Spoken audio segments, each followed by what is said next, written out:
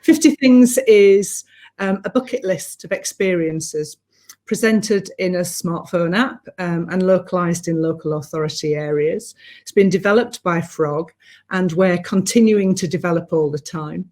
We're currently launched in 7 areas, and we're delighted that a growing number of children and families are benefiting from this at your fingertips resource. 50 Things was developed by St Edmund's Nursery School and Children's Centre, which is in Girlington in Bradford. We're a 4 times outstanding maintained nursery school, and it was developed in response to primary heads talking about children entering reception with limited experiences that they'd gained. Now, at St Edmund's, we've got a long history of working in collaboration with children and families, and we believe that all parents want better for their child. But we also recognise that many parents are uncertain about what experiential learning is needed if children are to be ready for the learning that's available to them in their journey through primary education. So we wanted to provide fingertip information, recognising that parents are very often using their mobile phone a great deal. But I'm not able to share the smartphone app with you. We have websites as well, and you can see screenshots of the website, of the smartphone app here. You can download the 50 Things Bradford app via this QR code. We've been very lucky in terms of being featured by Look North, and had a great deal of support from local authorities, from different agencies, and we genuinely feel that we've more chance of reaching more families when it's a universal offer, which was part of the criteria for what we included within the app. It had to be things that were universally accessible to every child in our district and the districts in which we work. Part of that universality was about the activities being low cost or no cost, but most of all, they had to be fun. And one of the resources that's available in the app is about creating memories. So recalling, recapping those experiences, uploading photos that are only available to the app user. We've had support from the Times Ed Supplement in terms of a very positive report from them. There's an opportunity within the app to also share memories, inspire others. And whilst people can post on social media, they can also share those photographs with extended family and people that they want to share with.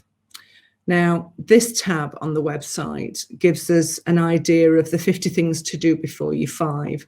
The activities were developed in collaboration and consultation with community members, professionals, parents, families. And I'd just like to show you one of them in this short time that I've got to talk to you. Sharing books, which is a fairly fundamental principle, I think, of the sort of activities that we would like all children to be able to access before they're 5. There's a bit of an introduction about what the activity is going to be, and then a series of tabs, drop-down tabs, that families can use and interact with. So we go from how to do it to what you'll need, where would you do it, when would you do it, why would you do it? Because our initial funding was around oracy and language development, we've introduced up to half a dozen keywords in each of the activities to try and inspire parents with the idea that they should be introducing language, and this is how their babies and toddlers will learn. We have a top tips section. In Good Early Years principle, we have books and stories linked to each of the activities. We've got links to resources, which is very often YouTube videos or other websites that give really accessible information to parents and families. We have local links, so you can see here on the Bradford app and website, there are times for story and rhyme times at Bradford Libraries and how to join the library, and a Google map of how to find. We're very fortunate in that we've got a couple of imagination libraries in Bradford. Another activity to try where we lead people around the app. There's a tab on research and articles. so that people who want a bit more depth can get that. But we've also got research and articles and special educational needs. As I said earlier, it's a wholly inclusive app that is available for all children. And one of our colleagues, deputy head of a special school, has looked through each of the activities and looked at how many children might respond to that. We're really grateful to be here today. We'd like you to remember really the well-being of parents and families and all the children coming into your schools, into nursery reception, and recognise that for many families this has been a really challenging time. We've got a quote from a parent, Fran, who was a parent of a 3-year-old, who talked about lockdown being really difficult. She's a single parent family who was her 3-year-old sole companion for a long time. And she talked about, with the best will in the world, she's not as much fun as her 3-year-old's friends.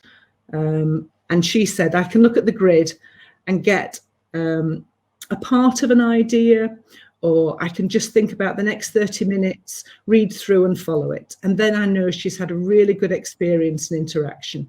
It helps me feel like I'm doing all the things I can do to make Mari and me feel better.